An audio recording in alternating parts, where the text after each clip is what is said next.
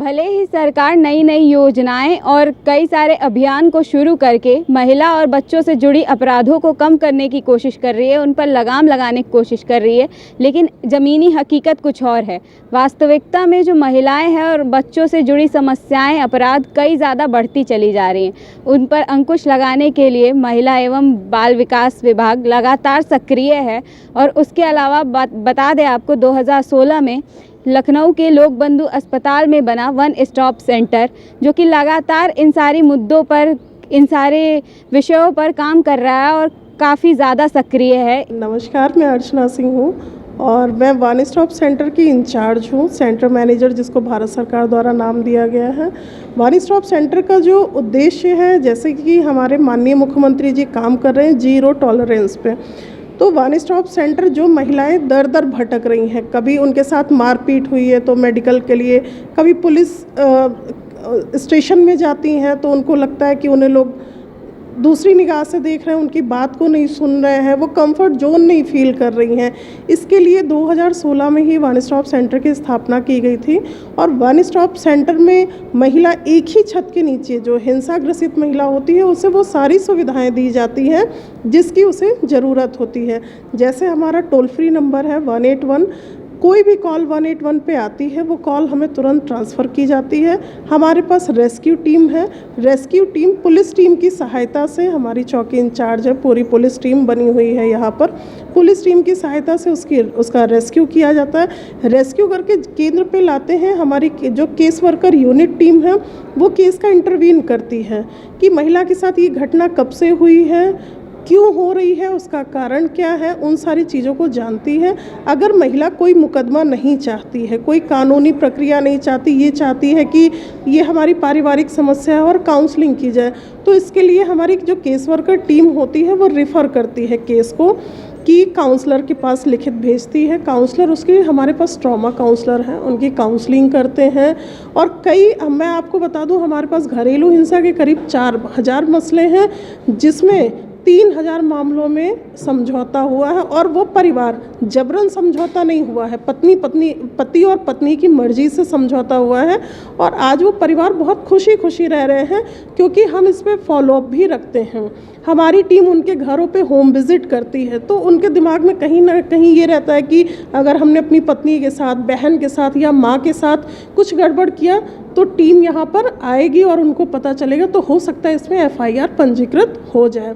एक तो ये रहता है। दूसरा, कोई भी ऐसी घटना है जैसे स्टॉकिंग का है, कुछ इस तरह के मामले हैं, रेप के मामले हैं या घरेलू हिंसा के मामले जिसमें महिला तुरंत मुकदमा चाहती है, तो वन स्टॉप सेंटर में महिला पुलिस रिपोर्टिंग चौकी बनाई गई है, जहां मेल के जरिए महिला की घटना संबंधित थाने को भेजते हैं और वो क्यू मेल के जरिए हमें वापस करते हैं। महिला को इधर उधर भटकने की ज़रूरत नहीं पड़ती है। दूसरा, ये मुकदमा होने के बाद महिला विधिक सहायता के लिए उसके पास कोई फीस नहीं है, कहाँ जाएगी, कैसे क्या करेगी, तो DLS से, डिस्ट्रिक्ट लीगल सर्विस अथॉरिटी से हमारे पास यहाँ विधिक सेवा के लिए वकील नामित किए गए हैं, जो उन महिलाओं को, जो हिंसा ग्रसित महिलाएं जिन्हें विधिक सेवा चाहिए, उनके लिए निःशुल्क विधिक सेवा उपलब्ध कराती हैं। इसी परिप्रेक्ष्य को देखते हुए ये हॉस्पिटल कैंपस में रखा गया है, क्योंकि कई बार हम देखते हैं कि ज़रूरी नहीं हर मामले में मुकदमा पंजीकृत हो, लेकिन महिला के साथ अगर मारपीट हुई है तो थाना मेडिकल नहीं कराता है, वो कहीं ना कहीं टाल मटोल कर देता है कि अभी मुकदमा होगा तभी होगा। लेकिन हमारे साथ ऐसी प्रक्रिया नहीं, हमारे पास महिला का लीगल मेडिकल कराया जाता है। वो मुकदमा चाहे ना चाहे उसका फर्स्ट एड कराया जाता है, डॉक्टर से उसको जो मेडिसिन होती है वो सर्विसेज दी जाती हूँ। एक एविडेंस के तौर पे भी वो हमारी फाइल में लगता है, जब भी महिला को इन फ्यूचर ज़रूरत पड़ता है तो वो हम उसको देते हैं। जो सबसे अच्छी चीज़ हमारे केंद्र की है कि किसी भी थाने में कोई शेल्टर होम नहीं दिया गया है कि 164 के बयान के लिए या महिला को मेडिकल लीगल कराना है, युवती को, बच्ची को, इसके लिए वन स्टॉप सेंटर एक सखी जैसा वातावरण, आपने बाहर नाम देखा होगा, लिखा है सखी वन स्टॉप सेंटर। 164 या 363 66 की जो महिलाएं आती हैं उनको 161, 164 और मेडिकल के हेतु 5 दिन की सेवाएं यहाँ पर रहने की दी जाती हैं। सेवाएं होती हैं मैम, और बाकी अभी जो आपने सुविधाएं की बात बताई है, जो पीड़ित होते हैं उनको सुविधाएं दी जाती है, वो किस तरह की? सबसे पहले हमारा रेस्क्यू है, दूसरा हमारा काउंसलिंग है, विधिक सहायता है, पुलिस सहायता है और मेडिकल हेल्प है। दूसरा हमारा शॉर्ट स्टे होम है, जो पहले महिलाओं को थाने पे रखा जाता था, वो प्रक्रिया शासन द्वारा बिल्कुल ख़त्म कर दी गई है और इस प्रक्रिया को वन स्टॉप सेंटर में लाया गया कि हमारे ज़िले में कहीं भी कोई बच्ची 363-66 की अपहृता पाई जाती है, वो लाके वन स्टॉप सेंटर में रखी जाती है। 5 दिन उसके रहने का, खाने का, उसकी काउंसलिंग, उससे बातचीत, उसको एक पीसफुल एनवायरनमेंट दिया जाता है। मैम आपके पास किस तरह के ज़्यादातर केसेस आते हैं? हमारे पास जो केसेस की संख्या है वो डोमेस्टिक वायलेंस की संख्या ज़्यादा आ रही है।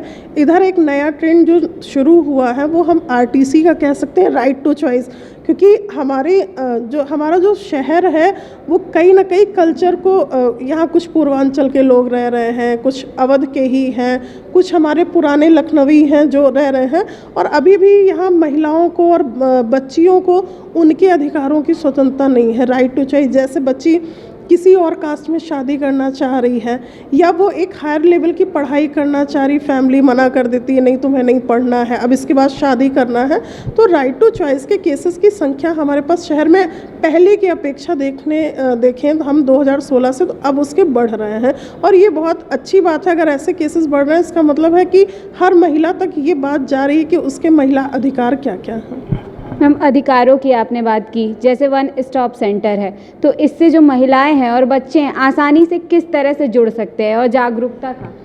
हम लोग देखिए, आज भी हमारा लखनऊ विश्वविद्यालय में एक कार्यक्रम लगा हुआ था, मिशन शक्ति, और हम कोशिश करते हैं कि हर कम्युनिटी में, हर स्लम एरिया में, ग्राम पंचायत, ब्लॉक पे, विश्वविद्यालय हो या कॉलेज हो, स्कूल हो, बच्चों के साथ, महिलाओं के साथ अपनी जागरूकता कार्यक्रम करें। समय समय पर करते भी रहते हैं जिससे वो ज़्यादा से ज़्यादा हमसे जुड़ सके। और हमारा जो टोल फ्री नंबर है 181 वो बिल्कुल आसान है, जैसे आप 112 डायल करते हैं वैसे ही 181 डायल करिए और तत्काल हमसे आप जुड़ सकते हैं।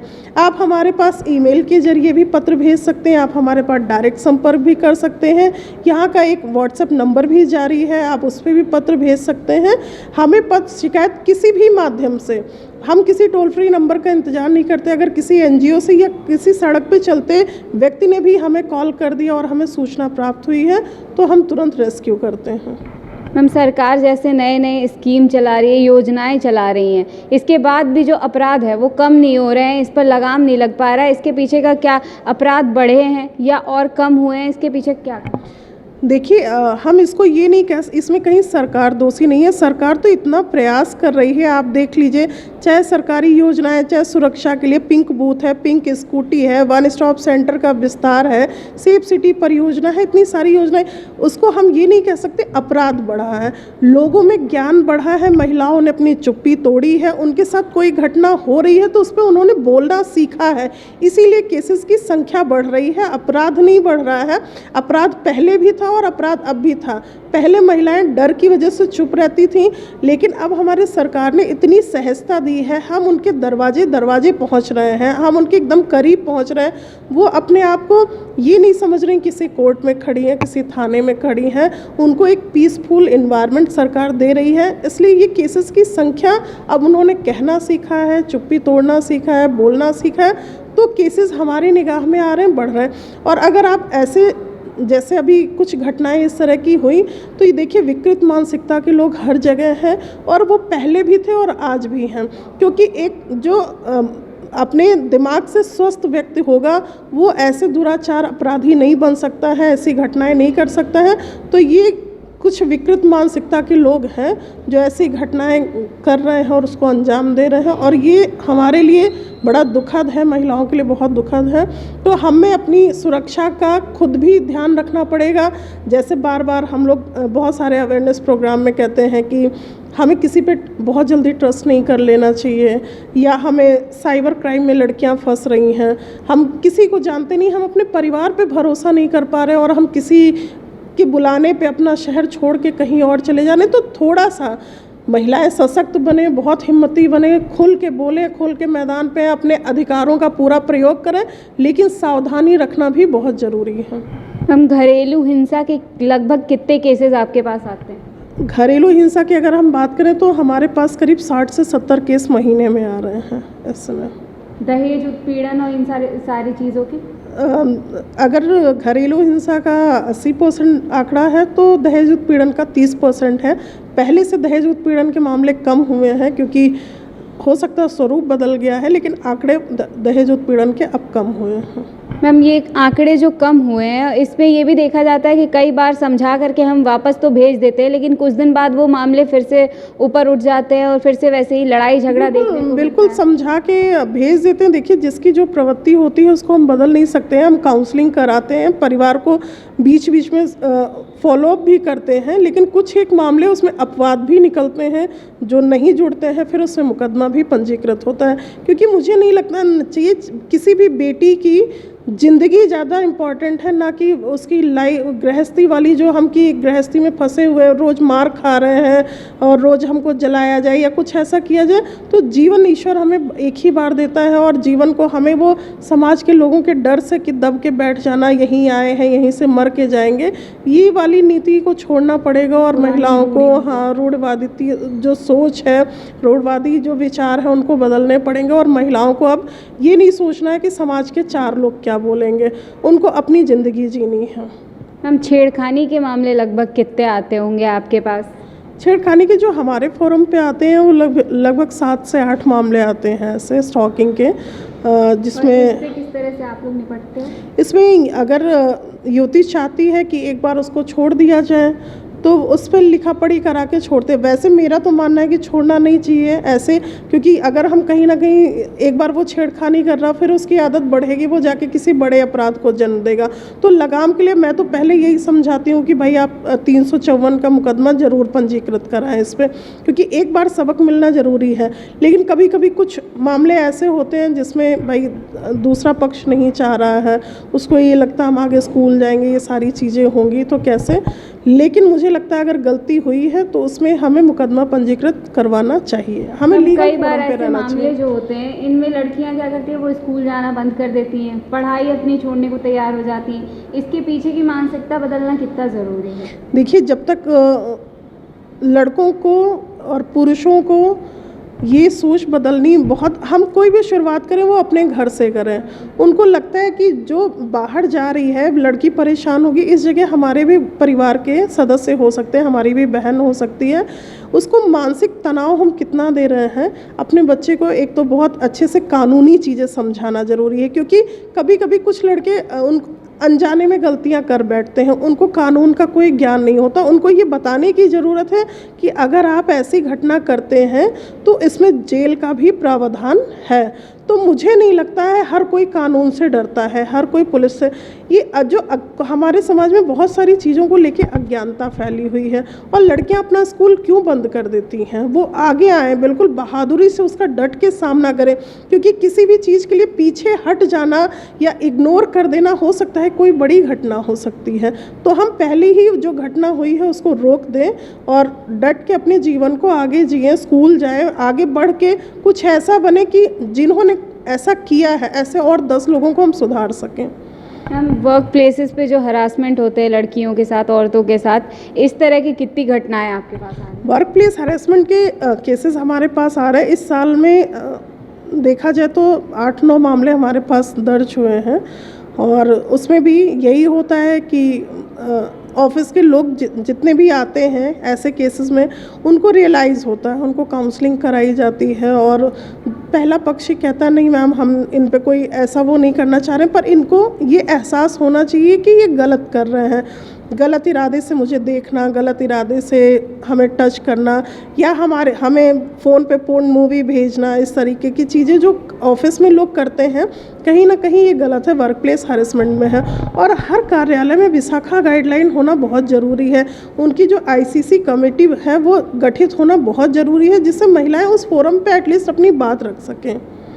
मैम, बाल श्रम के कितने केसेस आते हैं आपके पास? बाल श्रम के ज़्यादा केसेस चाइल्ड लाइन के पास रहते हैं, हमारे पास कम ही रहते हैं। इस महीने हमारे पास सिर्फ 2 मामले आए हैं जिसपे तुरंत रेस्क्यू किया गया, CWC के सामने प्रोड्यूस किया गया है। तो वन स्टॉप सेंटर में कोई भी मामला आता है तो हम उसे कोशिश करते हैं कि 3 दिन के अंदर उसका निस्तारण करें, और बाकी आगे हमारी फॉलोअप प्रक्रिया भी रहती है। हम हमारे चैनल के माध्यम से आप लोगों को क्या ऐसा बताना चाहेंगी जिससे वो इतने जागरूक हो सके कि या तो वो आपके पास खुद आकर के अपनी समस्या को रख पाएँ, या वो हमारे ज़रिए या किसी के ज़रिए भी अपनी समस्या को बता पाएँ? देखिए, हम लड़कियों से और महिलाओं से ये गुजारिश करेंगे कि कभी भी उनके साथ कोई छोटी भी घटना हो, मुझे लगता है कि सबसे ज़्यादा जो सेक्सुअल असॉल्ट होता है बच्चियों के साथ, वो परिवार से शुरू होता है। कहीं ना कहीं उसमें हमारे चाचा, मामा, कोई ऐसा नज़दीकी होता है जहां हम कह नहीं पाते हैं। शायद हो सकता मेरे साथ भी हुआ हो। हम समाज में 90% महिलाएं ये नहीं कह सकती कि हमारे साथ कभी जीवन में ऐसी घटना नहीं हुई है, लेकिन हम कभी बताते नहीं हैं, खुल के बोलते नहीं। तो हम अपने बच्चों के साथ जो ऐसा एनवायरनमेंट क्रिएट करें कि हमारे बच्चे हमारे साथ उनके साथ बाहर कोई भी घटना हो रही है तुरंत आके बताएं।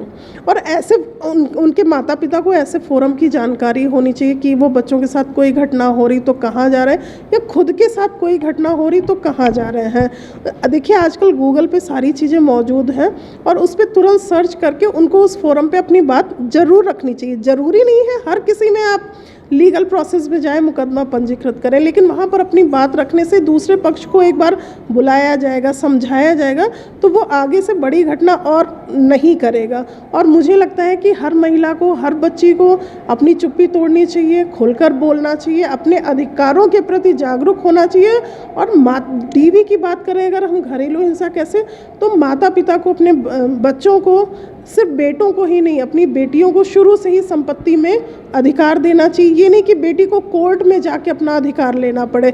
जब हम अपनी प्रॉपर्टी के हिस्से कर रहे हैं तो हम अपनी बेटी के लिए पहले से ही हिस्सेदारी रखें, कि उसको एक घर ना सोचना पड़े कि ना मेरा घर ससुराल में है, ना मायके में, मैं कहाँ जाऊँ। तो जिस दिन हम संपत्ति में अधिकार देना शुरू करेंगे, मुझे लगता है घरेलू हिंसा कुछ हद तक कम की जा सकती है। धन्यवाद मैम हमसे बात करने के लिए। तो ये हमने सुना अर्चना सिंह मैम को, जिन्होंने मतलब वन स्टॉप सेंटर का सिर्फ एक ही मकसद है कि जो महिलाओं से जुड़ी, बच्चों से जुड़ी जितनी भी समस्याएं हैं, अपराध हैं, सरकार उसको लगातार कम करने की कोशिश कर रही है। वन स्टॉप सेंटर भी उसे लगातार कम करने की कोशिश कर रहा है। और अगर हमारे पास ऐसी सुविधाएं मौजूद हैं तो हम अपनी चुप्पी को क्यों नहीं तोड़ सकते, हम खुलकर सामने क्यों नहीं आ सकते। यूपी और देश दुनिया की तमाम ताजा तरीन खबरों के लिए गूगल प्ले स्टोर से आज ही डाउनलोड करें हमारा तेजी से उभरता न्यूज ऐप डेली इंसाइडर।